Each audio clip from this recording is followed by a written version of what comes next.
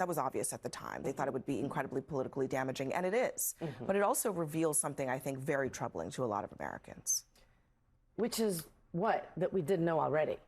This is kind of my question. We knew this. We knew this, Abby. All of this has been coming out.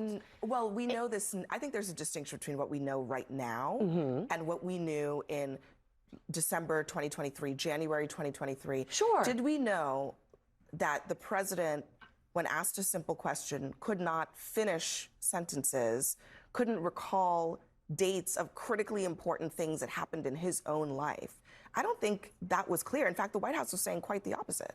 And I think that that is something that Joe Biden paid for and the Democratic Party paid for. He lost the election. And everything that we've been hearing throughout, you know, Jake Tapper's book and everything else that has come out, we clearly know that the White House staff was not honest with the American people. And those of us who were told something that wasn't true, we're dealing with that. And, you know, a lot of us are not happy about it. But the fact of the matter is, Abby, at this moment in time, the release of these tapes does what? Again, it doesn't, is Joe Biden running for president? Is he president? Is he running for anything?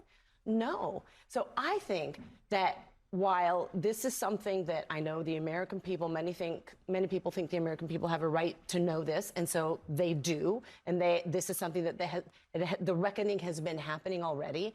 But look at the other headlines that have been happening today. And what are we facing today with Donald Trump? Before we go on to the other headlines, which we will do, we have a lot of the show left, I do still want to focus on this because accountability is the thing that I think is missing here. I think there are a lot of people saying, well, we know it now, so, oh, it's fine. But the truth is that there were people whose, I mean, I don't know what some of these spokespeople knew, but let's just play, actually, what some of these Biden officials were saying about the Hur report and about Robert Hur himself. Listen. You're left to wonder why this report spends time making gratuitous and inappropriate criticisms of the president. What I saw of that report last night, I believe is, as a former prosecutor, the comments that were made by that prosecutor, gratuitous, inaccurate, and inappropriate. The way that the president's demeanor in that report was characterized could not be more wrong on the facts and clearly politically motivated. As it relates to his age, as it relates to what has been said in this report, it is something that we don't believe lives in reality. There's a chronological timeline here that we're all missing, right? For the network that I used to work at down the street, talking about Biden's cognitive decline during 2020 when he was clearly lucid, that's wrong. But then when we move into 2023 and what we're dealing with now with all of this information coming out, I want to echo something that Alex said at the White House Correspondents' thing. This is what journalism is supposed to uncover. Like, I know that at that time, the party has to unify and with respect to messaging, go out there. They got to kill Robert Hur, figuratively, not literally, okay? I know 86, 47. But so they have to do these certain things and all be unified on the message front. But now we have to own this. This stuff is coming out now. The election's over. It doesn't matter. Now's the time for the analysis part of this, of how future administrations don't hide the fact, including the one right now with a 78-year-old man that potentially in a couple years, this could be happening to. Right. We can't kill them if they start, I mean, we can kill them if they start covering up things like this. Like, I like that this information is coming out now. Obviously, we would have liked for it to come out earlier on, so it could have given the Democratic Party a true chance at somebody. But I mean, there's an odor of it. These clips were from February. I mean, if Democrats had taken seriously, which, by the way, in a way, Robert Hur kind of undersold this. He kind of threw Joe Biden a lifeline. It was an opportunity, actually, for Democrats to take it seriously, maybe change gears at that point, and maybe given a potential nominee more time. He gave him dignity in the answer as president, which might have been warranted. But you just showed a clip of 3 people gaslighting and lying directly to the American people. And I would count the number at 0 the number is 0 of people that heard the Hur tape and were surprised. And this is why there's so much distrust in media. Because you're right, maybe in 2020 it wasn't obvious, but 2022, 2023, right? Now everyone saw this person first with the notes of who to ask questions, with the questions pre-handed out, pre-answered, right? Then there was the guy, he couldn't get up the stairs, and he couldn't get up a single flight of stairs without falling. He fell off his bike. He would struggle for every answer. We all saw that. And most of us were able to identify the fact that the White House and allies in media were lying night after night after night. And then suddenly the script flipped it. Joe Biden was cast aside, and suddenly now we could talk about that as though we all should have known, or we all should have saw it. We all made mistakes that maybe we should apologize for. But it was clear as day to anybody. There are a lot of damning vignettes in this audio if you go through it. But one I want to highlight very quickly is where President Biden admits that he held onto classified documents related to Afghanistan. And when he's asked about it, he says, oh, it was for posterity's sake.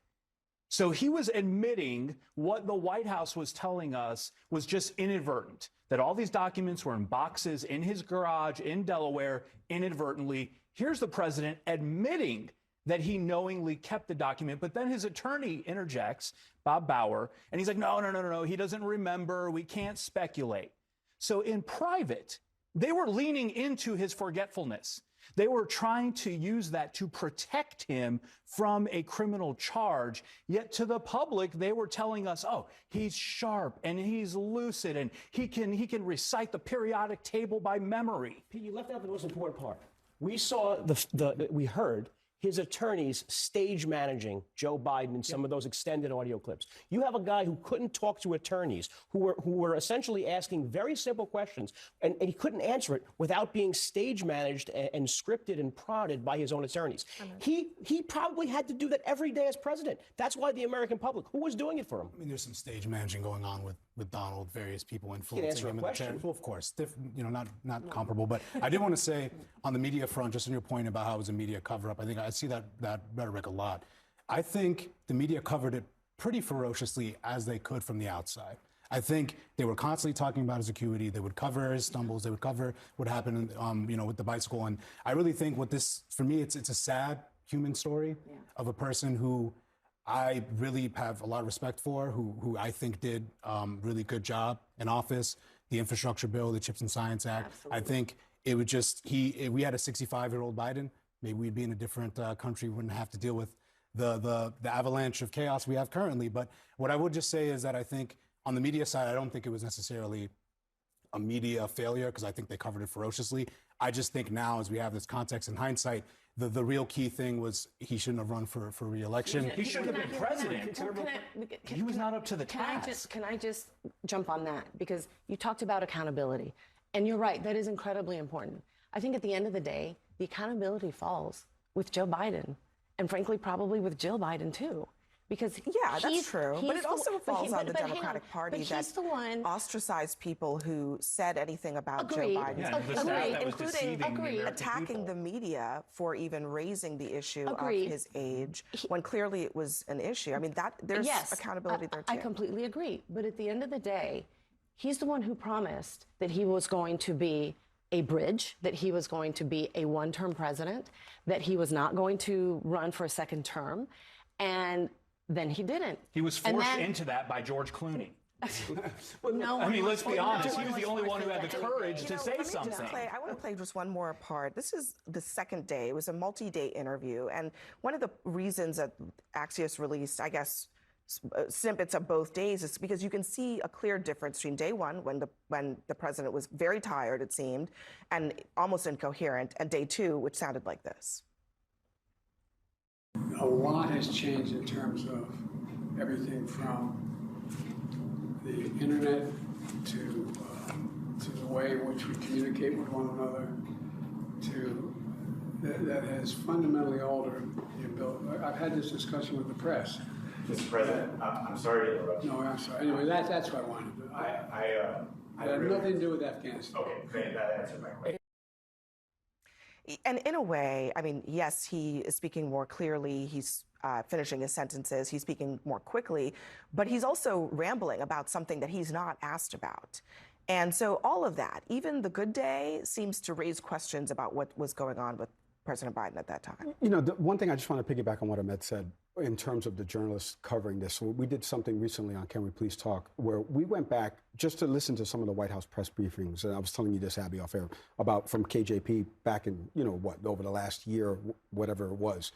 And a lot of the questions from the press focused around voter concerns about the age, not about what Jake and Alex are alleging, or some of the stuff had been proven in the book, which is about the actual cover-up of the administration and people like the lawyer that we just saw before going out there and saying he's fine, or Kamala Harris going out there and saying, as a prosecutor, I did this, that, and the third. Like, those type of things were not the questions that we were asking as media. Like, we should have been a lot more intrusive because all of this is now coming out now. And like you said, who does this help now? He's not running for anything.